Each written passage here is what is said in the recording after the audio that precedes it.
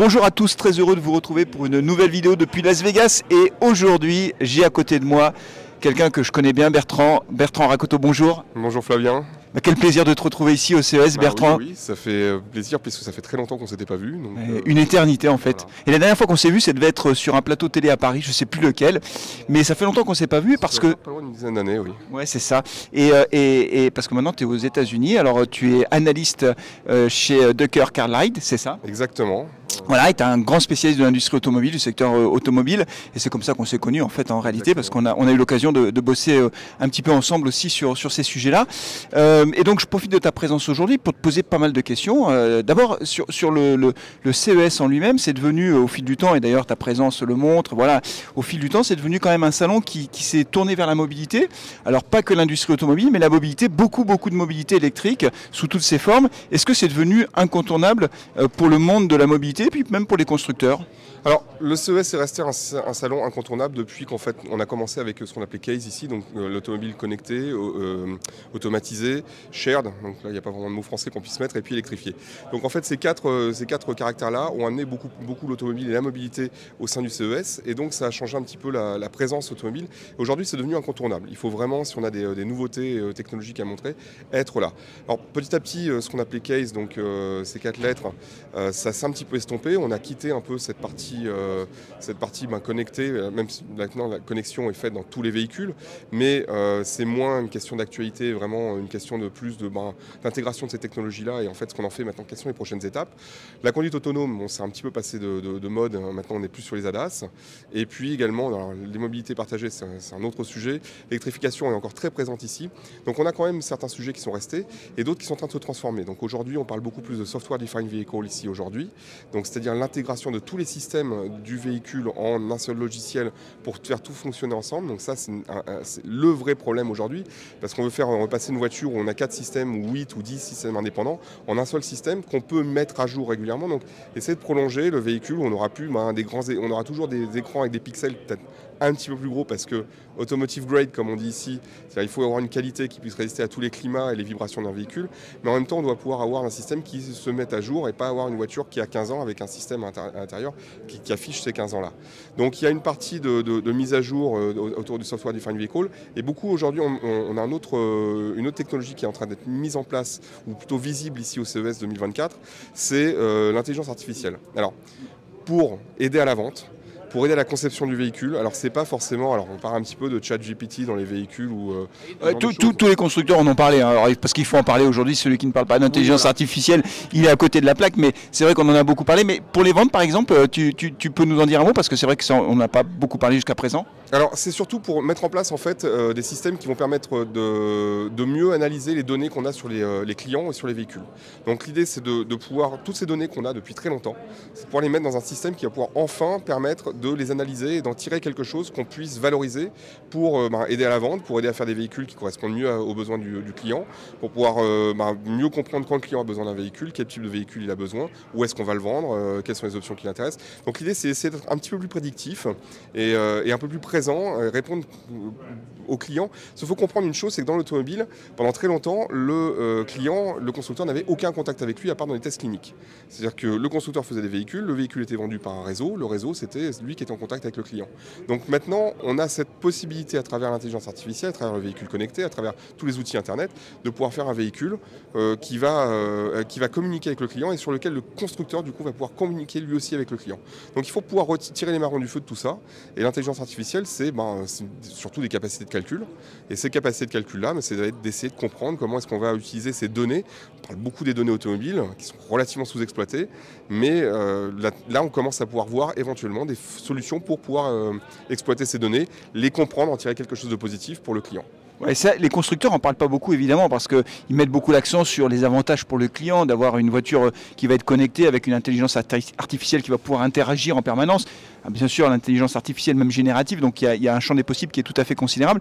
Donc c'est vrai que c'est vraiment le grand truc de ce CES 2024, et je pense qu'on en est qu'au tout début. Je profite quand même de ta présence, Bertrand, pour que tu puisses nous dire un mot sur le marché automobile américain. Oui. C'est important, je rappelle que c'est le deuxième marché au monde après le marché chinois. Comment va-t-il? Comment s'est passé l'année 2023 aux États-Unis, avec une économie l'économie américaine qui, contrairement à ce qu'on avait pu anticiper, n'est pas rentrée en récession, donc une bonne résistance. Est-ce que le marché automobile est à l'image de l'économie américaine en 2023? Alors le marché automobile se porte plutôt pas trop mal. Il a repris en 2023. Ce qu'il faut faire, là où il faut faire attention, c'est un petit peu le relief. C'est-à-dire qu'il faut toujours contraster les choses par rapport à ce qui s'est passé dans le passé. Le marché américain, c'est environ 16,5 à 17 millions de véhicules par an, neufs, vendus. En 2023, on était à 15 millions, 1, 2, on attend les chiffres définitifs.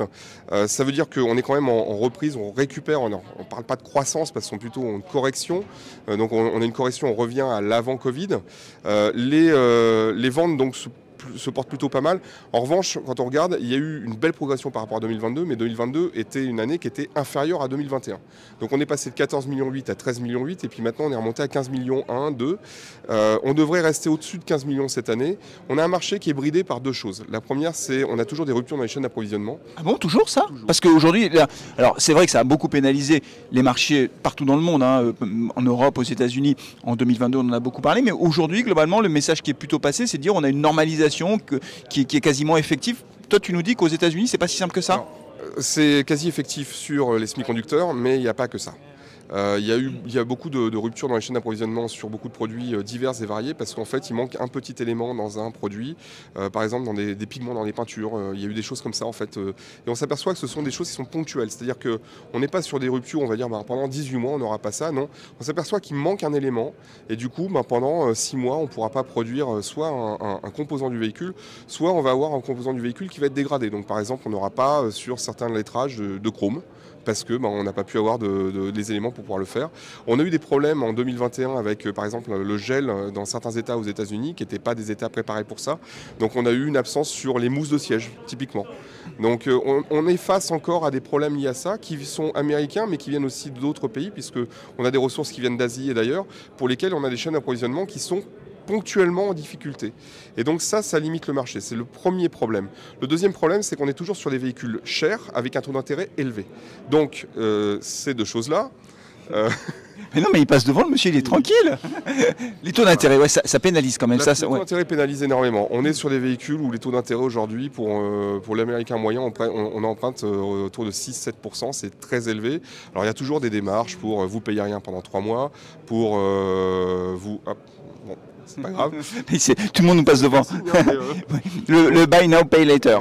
Buy now, pay later, le leasing aussi, alors il y a les taux d'intérêt sur le leasing, hein, bien sûr, mais on joue un peu sur la valeur résiduelle parce que pendant les 3 dernières années, les valeurs résiduelles étaient hautes, mais malgré les valeurs résiduelles hautes, le taux d'intérêt fait que finalement le lease va être élevé. Là aujourd'hui, on a des valeurs résiduelles qui sont en train de baisser, donc finalement ça veut dire que les leases vont monter.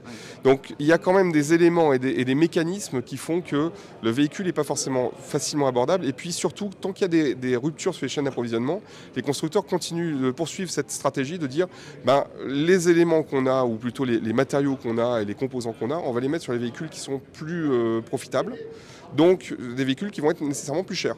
Donc les segments B et C sont un peu négligés par les constructeurs, donc du coup on a un prix d'entrée dans le marché qui reste plus élevé. Avant le Covid, le prix moyen d'une voiture neuve aux États-Unis c'est 37 000 $. Aujourd'hui on est toujours autour de 46-47 000 $. Alors, entre autres, il y a aussi l'électrification, parce que le panier moyen d'un véhicule électrique, jusqu'à l'année dernière, c'était 66 000 $.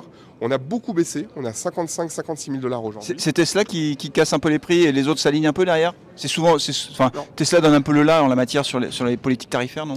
Il y a un petit peu de ça, mais il y a aussi une autre chose, c'est que les constructeurs investissent de plus en plus dans les véhicules électriques, et l'offre se déploie beaucoup sur des véhicules moins chers.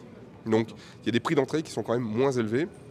On le voit avec GM qui est en train d'arriver avec un certain nombre de véhicules. Alors on attend toujours comment il s'appelle, l'Equinox électrique qui devait démarrer à 30 000 $, finalement 35 000 $. On l'attend toujours, il n'est pas encore prêt pour être dans le marché, alors que le Blazer est déjà commercialisé. Donc finalement, on est dans un marché où il faut que les prix baissent un peu plus.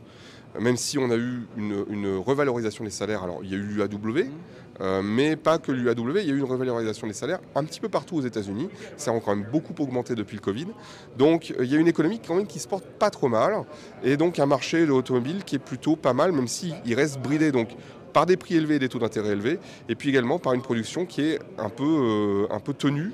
Donc en fait, ce double mécanisme fait qu'on a un marché qui est quand même un peu tenu en laisse, et ça risque de durer encore peut-être 2 ou 3 ans avant qu'on sorte vraiment la tête de l'eau et qu'on comprenne clairement où va l'économie, même si l'économie se porte bien. IRA, donc Inflation Reduction Act, a permis d'avoir beaucoup d'investissements ici aux États-Unis et l'emploi se porte très bien. L'emploi se porte très bien et du coup, quand on est en situation de plein emploi, évidemment pour les salaires, ça a plutôt tendance à tirer les salaires vers le haut parce que les salariés peuvent négocier des salaires assez facilement. Dernière question peut-être Bertrand, oui. Sur les stratégies des constructeurs, on sait que chaque constructeur les constructeurs ont des stratégies différentes en quelque sorte. Il y a des constructeurs qui sont un peu dans la course aux parts de marché aux États-Unis, mais pas seulement, et donc qui veulent faire des volumes, donc ils sont assez agressifs sur les prix. Il y en a d'autres qui au contraire essaient de préserver leur marge. Dans un marché qui est quand même encore nettement en dessous de son niveau pré-crise Covid, c'est vrai aux États-Unis, mais c'est vrai aussi en Europe. Est-ce que tu penses que cette stratégie, elle est tenable de ne pas finalement commencer à rentrer dans une logique de promotion et de baisse des prix ? Alors on est dans une logique de promotion et de baisse des prix pour beaucoup de constructeurs. Ça se voit pas forcément toujours facilement à l'œil nu. On est revenu en fait dès 2022, quand il y a eu le premier creux de la vague post-Covid. On a eu un marché où on a commencé à avoir de nouveau des offres. Vous payez pas pendant les 3 prochains mois. On a vu des offres avec des rabais qui sont revenus en concession, alors qu'on était encore dans un moment où il y avait des ruptures sur la chaîne d'approvisionnement, qui était encore très dur. Donc on a déjà des rabais qui sont revenus depuis 1 an et demi. Donc on a de nouveau on a arrêté les markups.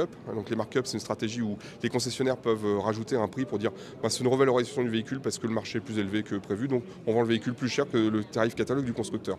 Ça a disparu depuis 1 an et demi et on est revenu sur des rabais parce qu'il faut quand même faire revenir les clients. Mais on n'est pas encore sur des rabais suffisants pour dire qu'on a vraiment besoin d'appâter le client pour revenir. Donc on a une stratégie des constructeurs qui aujourd'hui n'est pas forcément tenable dans la distance, mais tant qu'on aura un marché qui va être tenu par des taux d'intérêt élevés, des prix de véhicules, où la moyenne des prix va être plus élevée, on peut continuer à essayer de vendre des véhicules un peu plus profitables et ne pas être trop présent sur les segments les plus bas, même si il y a quand même un paquet d'Américains qui aimeraient pouvoir avoir un véhicule neuf et qui se rabattent sur de l'occasion récente, peut-être sur un véhicule du coup un peu plus gros. Ça crée un autre mécanisme. C'est que dans quelques années, si les constructeurs remettent des véhicules de segment B, les gens se sont habitués à avoir des véhicules de segment C, D ou E. Et là, ça va être plus dur parce que revenir sur un véhicule plus petit, une fois qu'on a développé les besoins et qu'on a utilisé le volume supplémentaire du véhicule, il n'y a pas de retour en arrière possible ou c'est difficile. Je suis bien d'accord. Merci Bertrand pour toutes ces analyses. Merci à toi. Désolé pour les gens qui sont passés, mais c'est comme ça. Qu'est-ce qu'on est au salon, il y a plein de monde. Il y a vraiment beaucoup de monde aujourd'hui. Merci beaucoup d'avoir suivi cette vidéo. Bertrand, à très bientôt. J'espère pas dans 10 ans du coup. Hein. Oui, plus rapidement, en Auvergne, à Paris ou aux États-Unis. Et puis merci Flavien et merci à tous à toutes et tous. Voilà. Et bienvenue au CES 2024. Bonne continuation Bertrand. À bientôt. Merci. Au revoir.